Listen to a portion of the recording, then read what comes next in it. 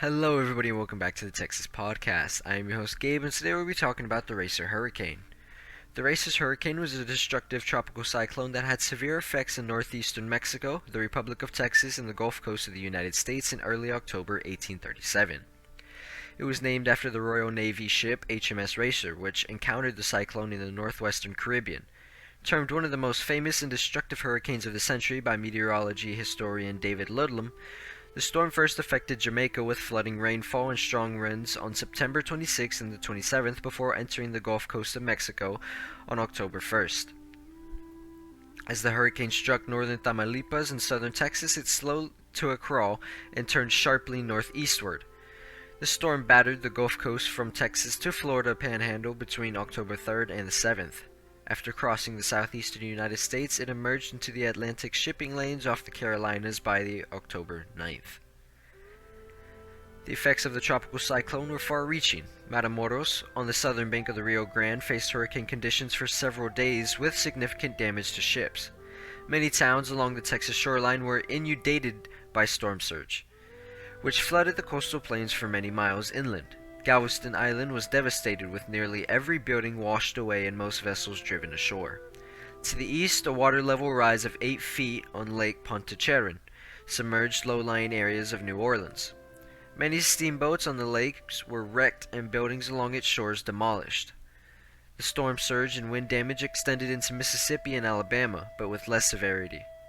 In the interior southeast, sugarcane and cotton crops bore heavy losses. As the weakening storm buffeted the Outer Banks of North Carolina, on October 9th, the passenger steamship, the SS Home, ran aground about 300 feet off Cape Hatteras and rapidly broke up into the pounding surf. About 90 passengers and crewmen died in the wreck. Overall, Racer's hurricane killed an estimated 105 people. Little is known about the origins of the storm. It was first noted at Barbados on September 22nd, but may have been a Cape Verde-type hurricane arising from a westward-moving tropical wave. The intensifying hurricane had just passed the south of Jamaica on September 26th and the 27th, affecting the island with strong winds and heavy rains. On September 28th, HMS Racer, a Royal Navy sloop of war, encountered the hurricane in the northwestern Caribbean, with winds increasing to force 12 on the evening of September 29th. She was dismasted and blown on her beam ends twice before rewriting, losing almost all rigging, navigational tools, and provisions in the process. A young boy died of his injuries sustained on the lower deck, and 2 crewmen went missing. Racer was put into Havana for repairs. In recognition of this ordeal, writers and historians have commonly referred to the system as Racer's Storm or Racer's Hurricane. As Racer endured the gale, another vessel to her north, HMS Ringdove, felt the storm around the same time. Both ships recorded easterly winds for several days as they traversed the Yucatan Channel, indicating that the storm center remained to their south. The hurricane crossed the northern Yucatan Peninsula on October 1st, passing near Merida and Siso in Yucatan before proceeding northwestward across the Gulf of Mexico. An unusually large tropical storm for most of its course, it peaked at the equivalent of a Category 4 or 5 on the modern-day Saffir-Simpson scale. The center briefly moved ashore over extreme northern Mexico near the mouth of the Rio Grande by early on October 3rd. However, a strong, high-pressure area to the north halted the hurricane's forward progress and redirected it northeastward. The slow-moving hurricane traced Texas's shoreline for several days from October 3rd through the 5th. And continued eastward parallel to the northern U.S. Gulf Coast. It passed the Sabine River on the night of October 5th through the 6th and made landfall in southeastern Louisiana near Venice. At New Orleans, the worst of the storm came late on October 6th, with winds blowing from the south and the southeast. According to weather historian David Ludlam, the storm likely moved ashore between Mobile, Alabama and Pensacola, Florida, due to the tight pressure gradient between the storm and an expansive high-pressure area centered over the Ohio Valley, damaging winds extended far to the north of the hurricane's track. The system moved northeastward across interior Alabama, Georgia, and South Carolina. Between October 8th and the 10th, it battered the Atlantic coast of the Carolinas as a low-end hurricane before emerging into the Atlantic near Wilmington, North Carolina. Over open water, the storm regained some of its strength it had lost over land. It continued northeastward, ultimately passing North Bermuda and transitioning into an extratropical cyclone. Efforts to reconstruct the hurricane's path began as early as 1838 with the work of Corps of Royal Engineers officer William Reed, who examined logbooks of ships in the Caribbean. American meteorologist William Charles Redfield had been studying the portion of the storm's tracks over the eastern U.S., but it would not be until 1846 that, based on Reed's work, he recognized it as a continuation of Racer's hurricane. In following years, Reed and Redfield continued to build upon each other's findings concerning the storm.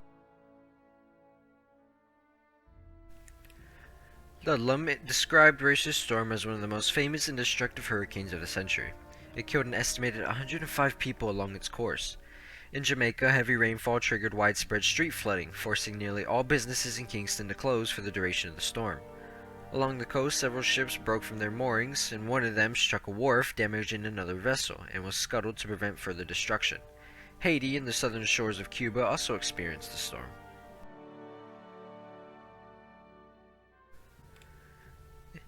Matamoros, Tamaulipas, on the southern bank of the Rio Grande, experienced the hurricane for several days, beginning on October 2nd.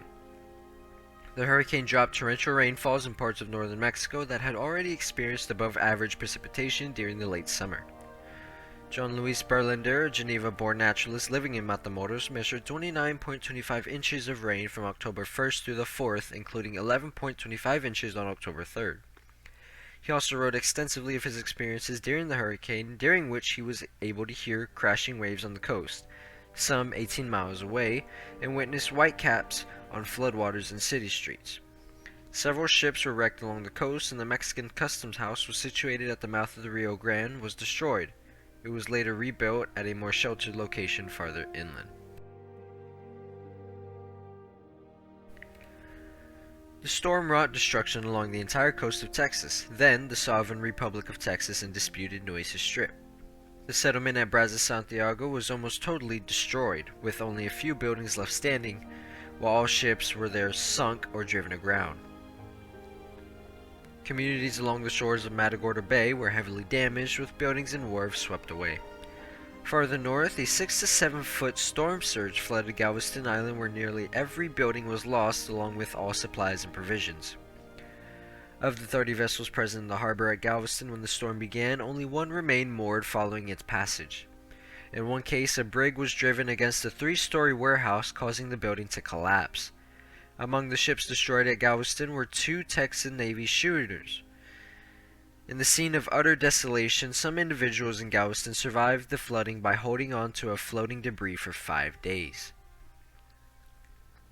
Floodwaters rushed over coastal prairies for up to 20 miles, drowning livestock.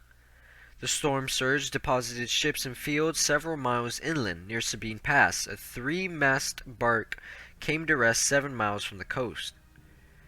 Local residents salvaged its timbers as firewood and building materials for decades to come. Heavy surf action significantly altered the coastline at the entrance of Galveston Bay. Houston experienced a 4-foot rise in water levels.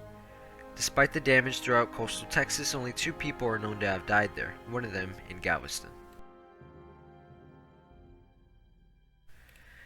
In New Orleans, the storm produced an 8-foot storm surge on Lake Pontchartrain that flooded parts of the city as far south as Burgundy Street, with water 2 feet deep invading many homes. Strong winds in the city toppled chimneys, brought down trees and fences, and unroofed homes, carrying some roofs up to 100 feet away from the damaged buildings. In particular, the City Exchange Hotel, now the site of the Omni Royal Orleans, was extensively damaged while in the final stages of its construction. Overall, hundreds of structures were damaged or destroyed in New Orleans, and shipping losses took a large economic toll on the city. In the settlement known as Port Pontchartrain, now part of New Orleans, a pier and breakwater sustained a combined $50,000 in damage, and most buildings there were swept away. At least one person was killed in the area, and several more went missing while evacuating their homes. Numerous steamboats were wrecked on the shores of Lake Pontchartrain, and much of the Pontchartrain Railroad was flooded or washed out, with damage estimated at $100,000. The hurricane destroyed the original Bayou Street St. John Light and the first American lighthouse built outside the 13 colonies. Torrential rains overspread areas mainly north of the storm's track. In Clinton, Louisiana, downpours lasted nearly 2 days.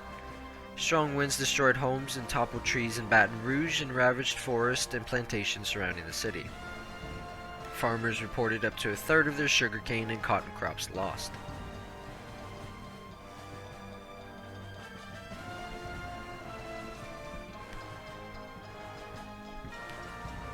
All of the wharves along the coast of Mississippi were destroyed, and the influx of freshwater runoff severely affected the local priced oyster beds in the Bay of St. Louis. Across Louisiana and Mississippi, the storm killed at least 6 people. In Mobile, Alabama, the storm uprooted trees and damaged several buildings, including a church. Tides rose several feet above normal, flooding low-lying streets so that fishermen were able to deliver their catches directly to market by boat. Some businesses sustained minor water damage, but overall the city was spared any significant destructions. There were descriptions of tremendous damage to wharves and warehouses along the coast of Alabama and the Florida Panhandle, although some accounts may have been exaggerated by rival companies. Many ships were destroyed in Florida's St. Joseph and Appalachian Bays. Throughout the southeast, the storm caused severe agricultural damage. Major thoroughfares like the Natchez Trace and the Federal Road were made impassable by fallen trees. Reports of strong winds extended as far inland as eastern Tennessee. At Norfolk, Virginia, northeasterly gales on October 8th and the 9th kept steamboats at dock. Several ships were lost along the Outer Banks. The schooner Cumberland wrecked on the Core Banks. All crew members survived and some of her cargo was salvaged. To the north, the brig Enterprise was destroyed at Bodie Island with 1 fatality. 1 sailor fell overboard and drowned when the schooner Emily ran aground at Swansboro, North Carolina. The newly built passenger steamship, the SS Home, was en route from New York City to Charleston, South Carolina, when she encountered strengthening northeasterly winds on October 8th. As the storm worsened that night, the 220-foot packet ship began to leak because of a broken boiler feed pipe. The next morning, as the Home took on more water than the pumps could handle, the captain steered her aground 22 miles north of Cape Hatteras. The vessel got underway again shortly thereafter in an effort to reach the relative shelter of the Cape's leeward side of the beach. All passengers and crewmen were ordered to assist in bailing out the water pouring into the hold, but despite their best efforts, the engine rooms were inundated and the Home was forced to continue under sail. On the night of October 9th through the 10th, the vessel grounded 300 feet from the shore, just south of Cape Hatteras. The largely submerged Home rapidly broke up amid the hurricane's pounding surf, and of the 130 people aboard the steamboat, only 40 made it to shore alive, and 20 out of 90 passengers and 20 crew members, including the captain. There were only 3 lifeboats, 2 of which were destroyed before they could be used. The other capsized shortly after being launched, drowning between 10 and 15 passengers. 2 men used the only 2 life preservers aboard the Home to safely reach the beach. Among the victims were United States Senator from Georgia Oliver H. Prince and his wife and numerous relatives of other congressmen. The wreck of the Home occurred during a period of increasingly frequent passenger steamship tragedies, and in 1838 Congress passed reform safety legislation for these vessels. That is all for Racist Hurricane. I hope you all enjoyed, and I'll see you in the next one.